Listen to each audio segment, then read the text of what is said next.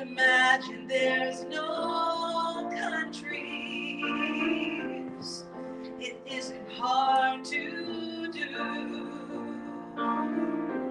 Nothing to kill or die for, and no religion too.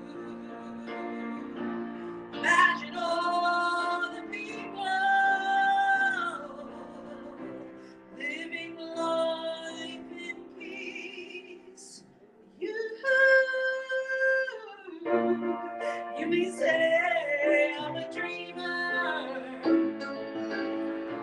but I'm not the only one.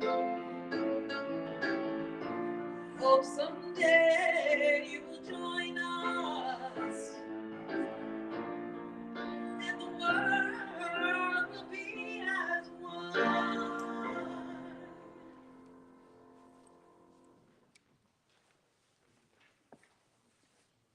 Hello. And good Sunday morning to you here in Greensboro, North Carolina at Presbyterian Church of the Covenant. It is a cold and a wet Sunday morning, so I'm very thankful that you have managed to make it here and join us this morning. As always, I'll remind you there's an offering basket in the back table. We don't pass that around. We do ask that you will find that on your way out. For session members, a reminder that there is a standing meeting, a called standing meeting immediately following the service right here down front. It should be fairly brief, I believe. And then you have a session meeting on Tuesday as well. So keep those things in mind.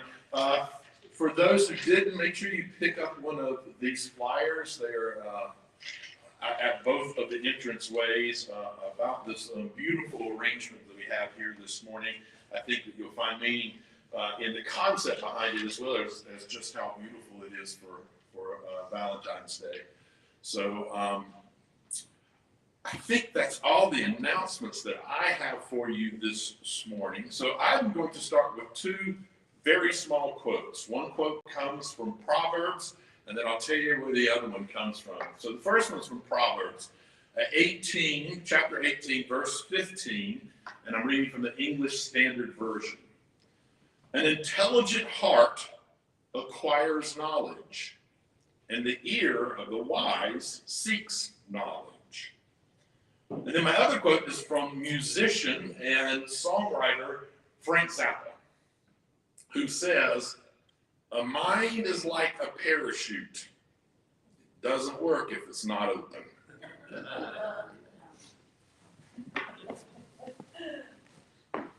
That being said, this is a very provocative song.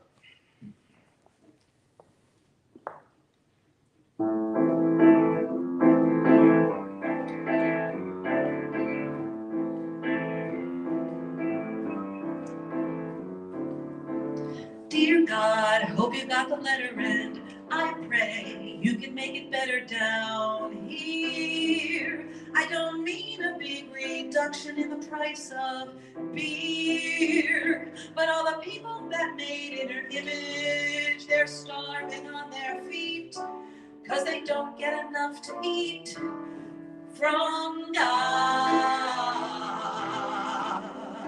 I can't believe in you. Dear God, sorry to disturb you, but I feel I should be heard loud and clear. We all need a big reduction in amount of tears. And all the people that you made in your image, see them fighting in the street, 'cause they can't make opinions meet about God. I can't believe in you.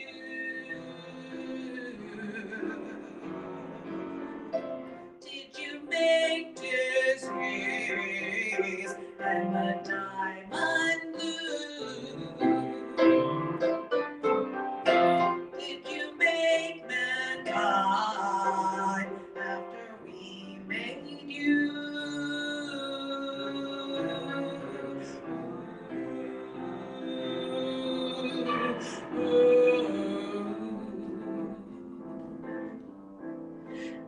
devil too.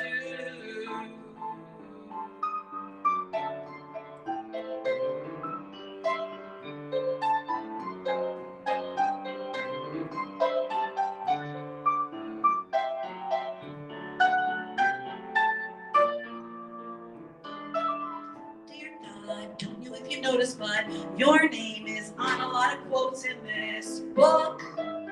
Us crazy humans wrote it, you should take a look. And all the people that you made in your image still believing that a joke is true. Well, I know it ain't so to you, dear God. I can't believe in you.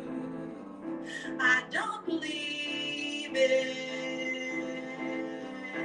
I won't believe in heaven and hell. No saints, no sinners, no devil as well. No pearly gates, no thorny crown. You're always letting us humans down. The wars you bring, the babes you drown. Those lost at sea and never found. And it's the same, the whole world round. The hurt I see helps to compound. The Father, Son, and Holy Ghost just want somebody's holy hopes. And if you look up there, you perceive that my heart's here upon my sleeve. If there's one thing I don't believe in, it's you.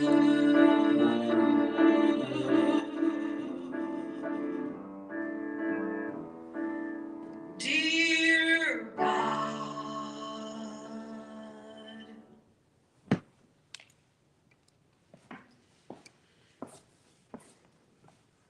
I think it is safe to say that there's a God that I don't believe in either.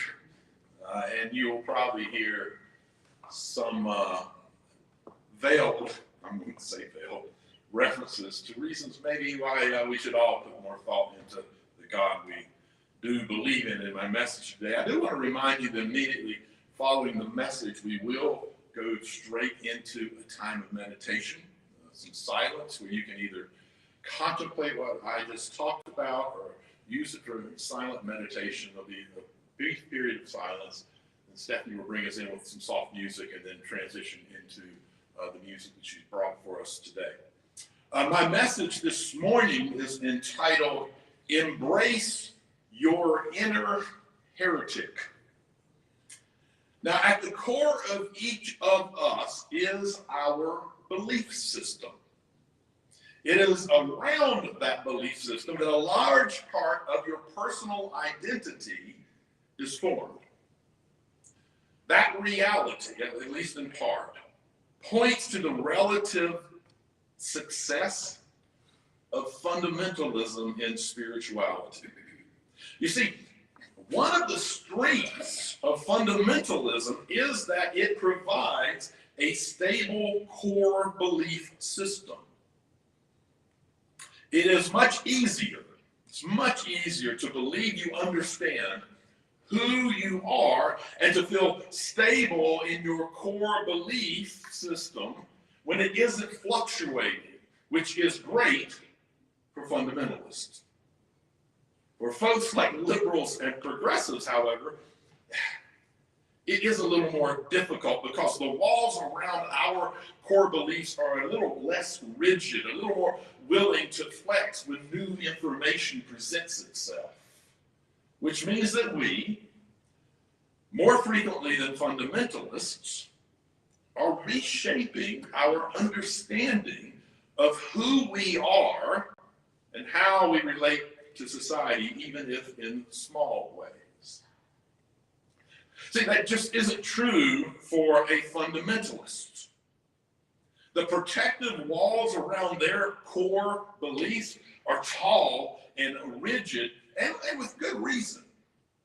We have to keep in mind our core beliefs are much more than ideas or ideals. They are identification and identity. Who we understand ourselves to be is formed around them.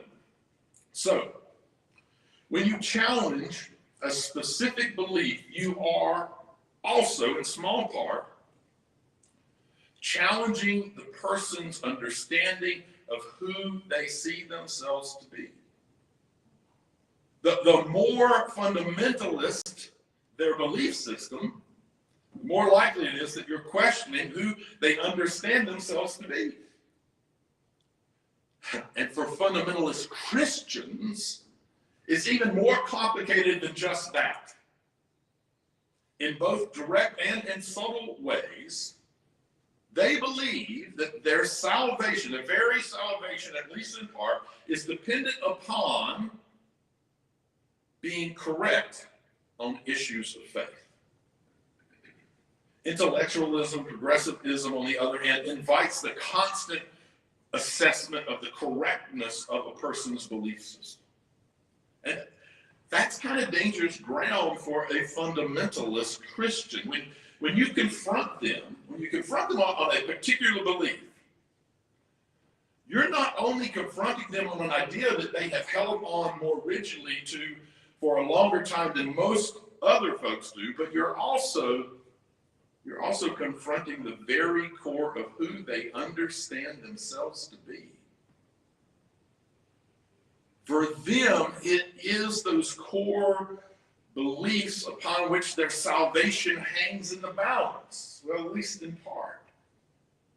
Questioning it doesn't just question the belief, but for them, it puts into question a lifetime of holding on tightly to a belief which for them ultimately puts into question where they're going to spend the rest of eternity.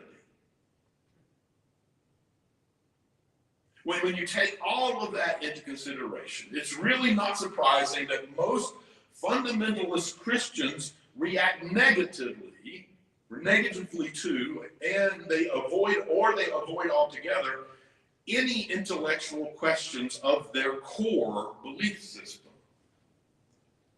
For that matter, it's not surprising that fundamentalists of all camps tend to have a less than positive reaction to progressivism.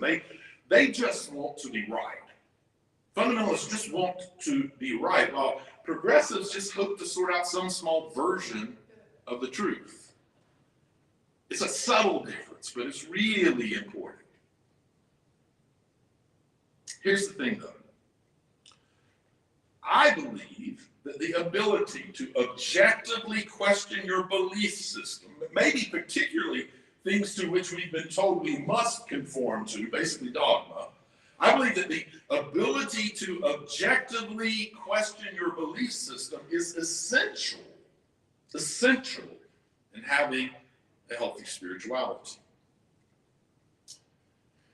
Unfortunately, when you do that kind of thinking out loud, you tend to be labeled as a heretic. As a matter of fact, I've been called a heretic so many times that I finally just decided to embrace it a few years ago and wrote a blog series taking on all the essential Christian beliefs, and went ahead and titled it, "This Collar is Too Tight, Heresies from a Southern Minister." Now here's the thing. Heresy isn't the virgin sacrificing, devil worshiping, religion destroying thing that centuries of inquisition and authoritarian brainwashing have taught us to believe it is. It seems to me we'd be better off understanding the word heresy by going back to the original Greek meaning of the word, which is translated literally as to choose or to go one's own way. Heretic, to go one's own way. Basically, heresy is a word that people tend to label other folks with when they are exercising free will, exercising their ability to choose. And for the reasons I mentioned as we begin, fundamentalists tend to get all anxious and unhappy when someone else is exercising their ability to make choices for themselves. As a matter of fact, today, I'm coming off of my third Facebook ban because a group of fundamentalists keep reporting my religious free thought as hate speech.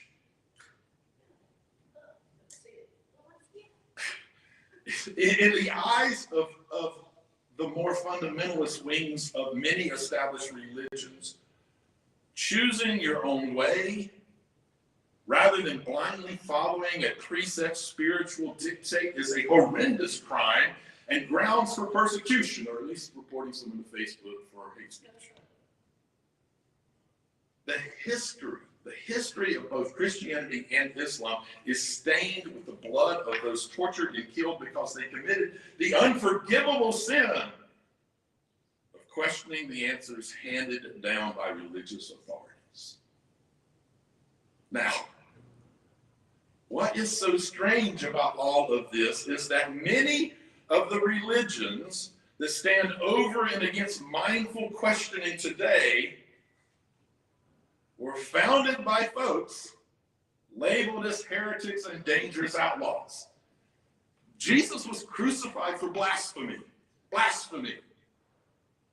Muhammad was chased out of Mecca for questioning the local beliefs. That is an irony. I mean, think of that irony. These men were all about questioning tradition and questioning established forms of authority, which is exactly what the fundamentalists claiming to follow them now hate. In reality, almost all, or at least many religions, were started because someone started questioning and then left an existing tradition and created their own. But instead of honoring their example, most of their followers turn their perspectives into one form of dogma or another, and typically then use it in a way that requires other folks to fall in line and conform. Exactly the opposite of what their founders would have wanted. Now, it's not true, of course, for all spiritual practices. Buddhism, for example, is a tradition that allows and encourages freedom. Lindley, a Chinese Buddhist teacher, once said, if you encounter the Buddha, kill him. Kill the Buddha? I mean, really? What they did to Jesus, sure, but kill the Buddha? Now, of course, Lindley wasn't talking about a literal death. He was simply trying to teach a rejection of dogmatism that inevitably results once we put our teachers on a pedestal. So precisely because Lindley loved Buddha, he warned people against turning him into an object of worship, which unfortunately is a warning that has gone somewhat unobserved by some Buddhists today. On his deathbed, Buddha told his followers, do not accept what you hear by report. Do not accept tradition. Do not accept a statement because it is found in our books, nor because it is in accordance with your belief, nor because it is the saying of your teacher. Be lamps unto yourselves. Be lamps unto yourselves. Similarly, one of the great teachers of Taoism, Zhuangzi, wrote, the torch of chaos and doubt, this is what the sage steers by. Chaos and doubt. The point here is that many of the greatest spiritual teachers stand over and against what we hear from many fundamentalist religious leaders who threaten hellish punishment unless we obey their creeds and dogma. Sadly, many religious people have an irrational fear of questioning what they hold most sacred. And because they think that certain beliefs are desirable, they come up with twisted rationalizations to justify those beliefs against any possible attack, rather than simply taking an honest look at them.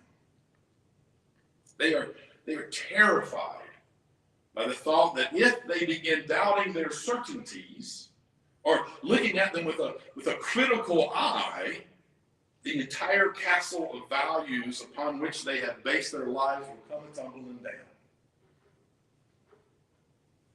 And because of it, they try their hardest to avoid facing any facts that would force them to change their minds.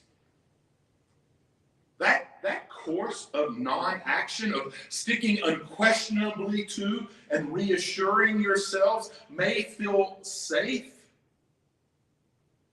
but ultimately it only hurts in the long run. The truth is that testing our most sacred values against different opinions will only strengthen us. We really have nothing to lose by being open-minded. It's a win-win situation. Think of it this way.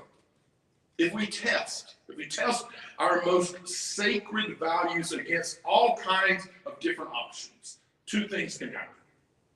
One, we find out that all other alternatives are not as effective as what we already believe in the first place. So that's a win. It increases our self-confidence by reinforcing the feeling that we are on the right track. Plus, when we engage in discussions with others who hold different ideas, our arguments and understandings about our own beliefs will be stronger and more effective because we have explored many of the counter-arguments and understand where those counter-arguments fall short. The second, number two, if instead we find out that our beliefs were not as good as we thought they were, and that there are better alternatives available, then that's a great result as well. It's another win because we have a chance to correct our spiritual path and head towards a path that's better and more fulfilling to us. In both cases, the positive outcome begins with questioning core beliefs. The very thing that will cause us to be labeled heretics. In the end, untested beliefs are not a treasure which we should preserve, but rather they can become a cage which we must escape. They keep us prisoners of our own opinions and prevent us from facing reality for what it is. As Nietzsche puts it, I am a man who wishes nothing more than daily to lose some reassuring belief, who seeks and finds his happiness in this daily liberation of the mind. Instead of thinking, it must be a good belief because I believe it, we need to make the move to I believe it because it's a good belief. When we do, we will possibly be labeled heretics.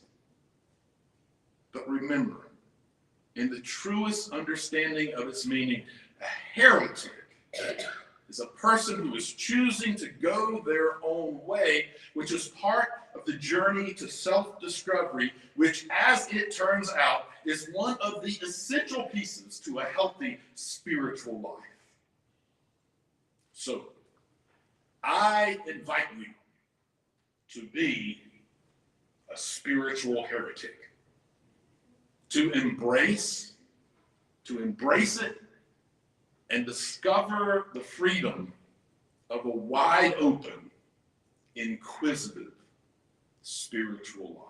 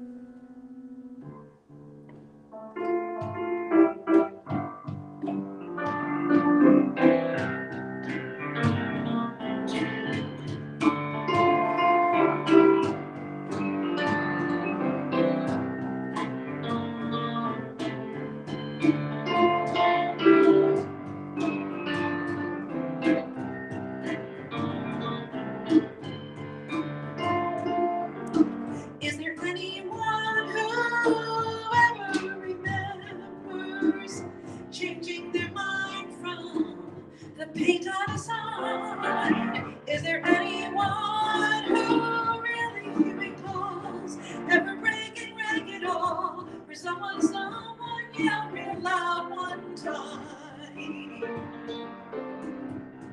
Oh, everyone believes how they think it ought to be. Oh, everyone believes that they're not going easily.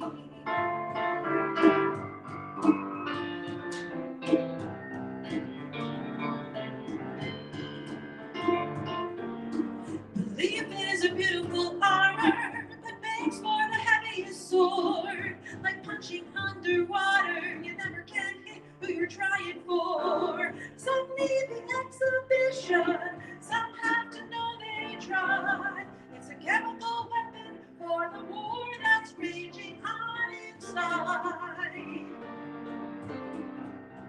Oh, everyone believes, from emptiness to everything. Oh, everyone believes that no one's going quietly. We're never gonna win the world. We're never gonna stop this war.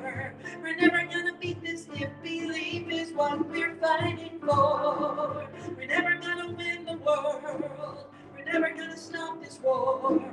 We're never gonna beat this if belief is what we're fighting for.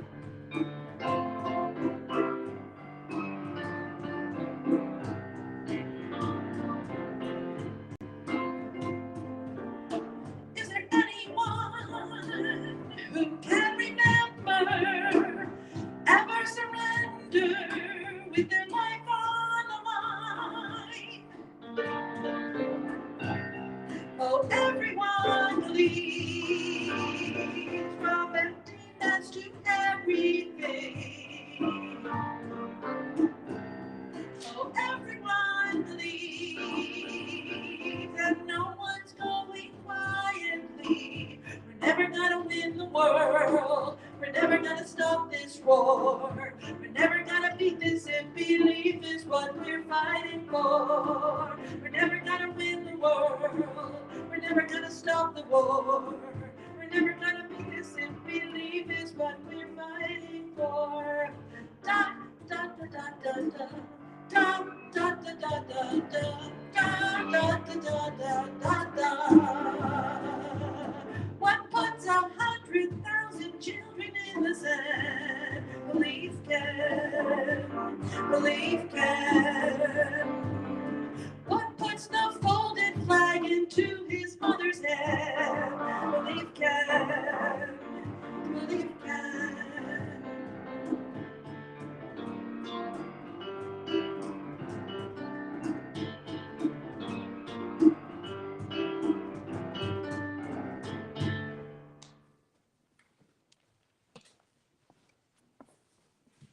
Thank you. Thanks, Stephanie. Just for those, I mean, I assume most people always pick up on Stephanie's music is always so thoughtful and deeply connected to the theme of our day. And hopefully you saw the email that went out this week of Stephanie's playlist, which is going to become a regular thing where not only will it be links to the songs so you can listen to the music and hear the words a little bit more, but also understand her thought process behind it and connected things as well. So something to look forward to each week when that comes out. But thank you for the work you put in. It's just amazing to see how it all connects. We come to a time where we're going to take a little moment to go inward, and it can be more meditation if you would like. It can be a moment of prayer if you'd like. It can be just a time where you grab the words that come to you. And this is one of the Sundays where I'm going to use one of the prayers, meditations from my book, Progressive Prayers for Progressive People. This one is entitled On Blind Faith. Let us bow. Easy is good, or so we've been taught. We recognize that at times we've even come to like an easy faith, a blind, thoughtless faith. We like to believe what we believe because we believe it. It's easy, which feels good. There is a certain blessed assurance that it seems to carry till we see the hate and discrimination and division and violence that kind of faith can bring. When held up to the light of Jesus' teaching, that kind of faith rings false and shallow, the emperor's clothes of Christendom. We long for a faith which matches the depths of our love. It may be that our very real and very deep love is the exact reason we so readily cling to a faith that feels equally deep, even when it's blind. May we learn to be investigators of our faith. May we be challenged to grow deeper in relationship, deeper in faith, through an inquisitive faith, through knowledge, and through more informed understandings. May we celebrate those who ask questions, who come at thoughts on faith from new perspectives. As they challenge us to grow even closer to each other and to creating a more loving world for all people. Amen. Receive this blessing. May you walk in harmony with each other and with creation, recognizing that we are one. And may you know love and happiness throughout your life. And may your words and actions bring that love and happiness to all that you meet. Imagine no possessions. I wonder if you can. No need for greed or hunger. brotherhood of man. Imagine all the people sharing all the world. You may say I'm a dreamer, but I'm not the only one. I hope someday